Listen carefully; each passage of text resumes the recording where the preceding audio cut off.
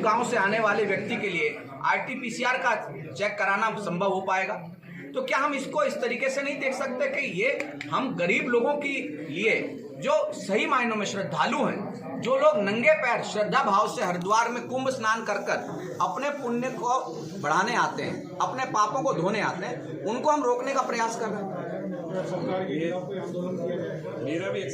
देखिए, सरकार के खिलाफ आंदोलन का विषय ये है कि हम लोग अभी विचार कर रहे हैं। ये तय है कि जैसे कल व्यापार मंडल ने एक धरने का आयोजन किया, सरकार से हम अभी भी उम्मीद बनाए हुए हैं कि सरकार इसमें थोड़ी सी सुविधा प्रदान करेगी, और अगर RT-PCR की रिपोर्ट की बाध्यता समाप्त हो जाए, रजिस्ट्रेशन करे कोई ऐतराज का विषय नहीं, लेकिन RT-PCR की रिपोर्ट की बाध्यता समाप्त हो तो मैं समझता हूँ देश भर में एक अच्छा संदेश उत्तराखंड सरकार के लिए भी जाएगा और यहाँ के जो पर्यटन है उसके लिए भी जाएगा। बहुत सारे व्यवसायी बीजेपी से जुड़े हुए हैं, उनके होटल अगर सरकार आपसे बात नहीं मानती है तो क्या आप लोग सरकार के खिलाफ जाएंगे? बीजेपी से जुड़ा होना और कांग्रेस से जुड़ा होना ये व्यापारिक दृष्टिकोण से कहीं तक प्रभावित नहीं करता। जब हम व्यापार की बात करते हैं तो उत्तराखंड प्रदेश के लिए सबसे बड़ा व्यापार जो है वो पर्यटन है, और पर्यटन में भी सबसे ज्यादा स्थानीय लोगों को जो रोजगार देता है वो होटल व्यवसायी।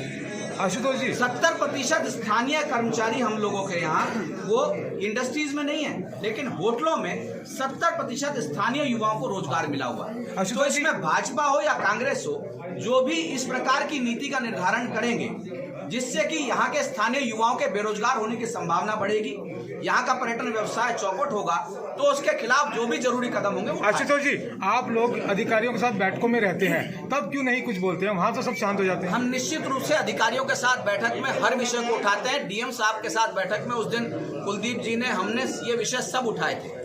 अधिकारियों का कहना ये रहता है कि साहब ये केंद्र सरकार की SOP है, लेकिन मैं इसमें बड़ा स्पष्ट दृष्टिकोण रखता हूं।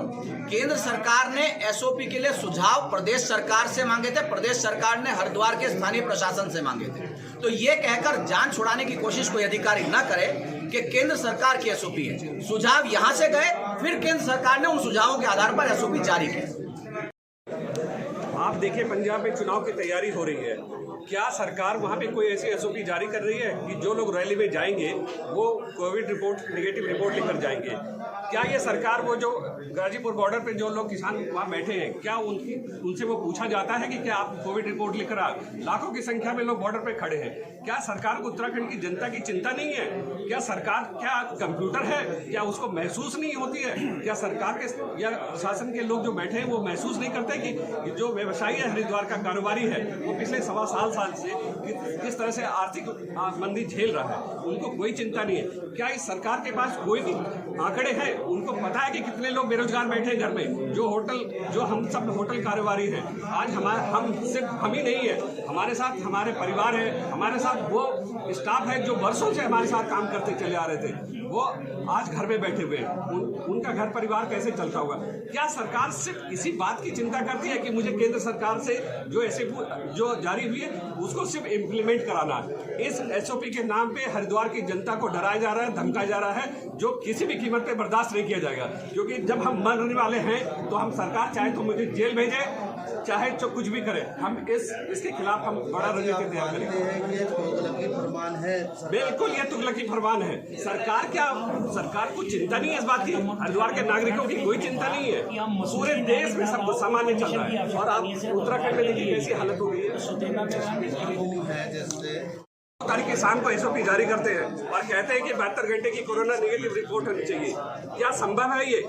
अगर आप सच में अगर भव्य और दिव्य कुंभ कराना चाहते हैं तो पूरे देश में एक संदेश दीजिए कि आप अगर हरिद्वार में कुंभ स्नान के लिए आना चाहते हैं तो आप कोविड टेस्ट करा कर आए, आपका स्वागत है। सरकार इस प्रचार प्रसार करे, लेकिन सरकार के नाम पर क्या आप देखिए, हमारा पड़ोसी राज्य उत्तर प्रदेश, जहाँ माघ मेले का आयोजन चल रहा है, लाखों की संख्या में लोग स्नान कर रहे हैं, क्या हरिद्वार में नहीं हो सकता?